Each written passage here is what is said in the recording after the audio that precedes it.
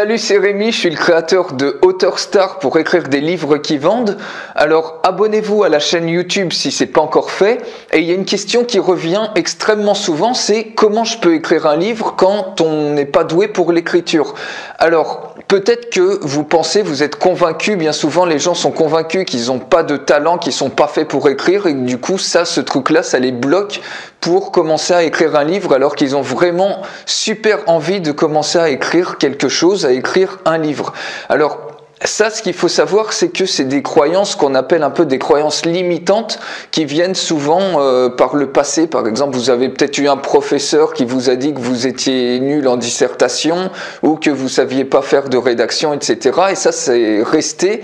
Et au final, vous avez généralisé et vous en êtes rendu au point où vous avez finalement, vous vous êtes convaincu vous-même que vous n'étiez pas doué, vous n'étiez pas fait pour l'écriture.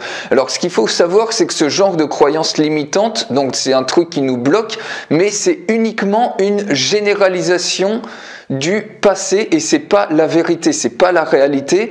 Donc il faut dégager ce genre de croyances et partir sur des bases plus saines, beaucoup plus saines. Donc ce qu'il faut savoir, c'est que la persévérance, ça l'emporte toujours sur le talent. C'est-à-dire que imaginez une personne qui est très talentueuse, qui sait écrire très facilement.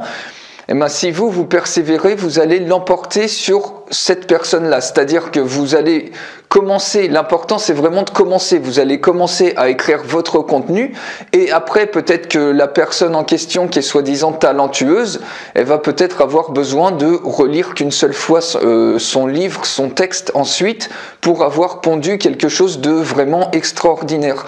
Vous, peut-être que vous aurez besoin de faire une relecture 3 fois, 4 fois, 5 fois pour être sûr, pour avoir un résultat qui sera parfois beaucoup mieux que ce que la personne qui n'a pas relu ou qui a relu une seule fois a fait. C'est un petit peu comme les gens qui font du vélo.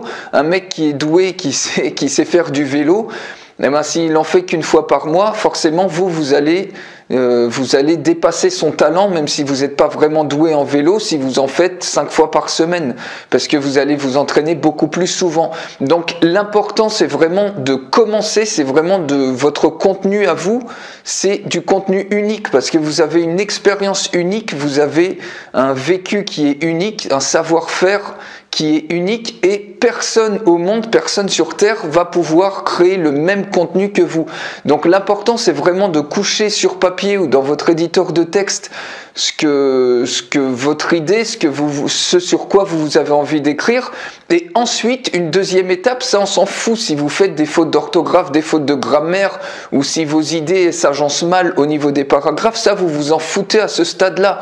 C'est vraiment de réussir à coucher votre contenu d'abord sur éditeur de texte ou sur papier et dans un deuxième temps, vous aurez peut-être besoin de relire, de raffiner votre texte et comme ça de persévérer peut-être un petit peu plus dans le raffinement, mais dans la création du contenu, vous avez vraiment du contenu qui va être unique. Personne va pouvoir l'imiter parce que vous êtes une personnalité qui est unique en soi. Donc c'est pour ça que c'est vraiment, il faut vraiment pas vous laisser bouffer par ce genre de croyances déjà complètement fausses, complètement limitantes.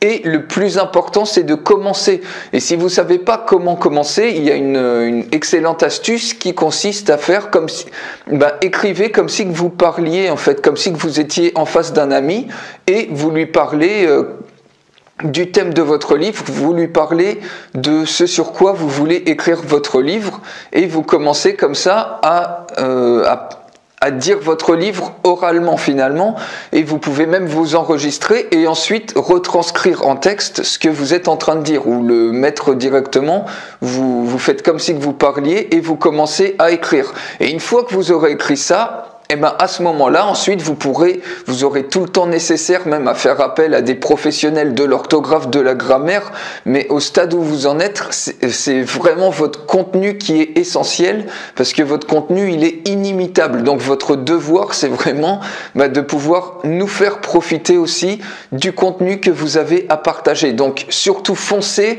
commencez à écrire et le reste, ça suivra, vous raffinerez, vous pourrez corriger l'orthographe, la grammaire, etc. Vous pourrez même faire appel à des spécialistes en grammaire, en orthographe, ça, il n'y a pas de souci. L'important, encore une fois, c'est de commencer.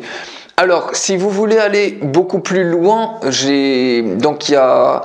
pouvez découvrir le programme Kindle Bankstar. Il suffit de cliquer en haut à gauche ou en haut à droite. Enfin, je sais plus exactement je crois que c'est en haut à droite pour vous.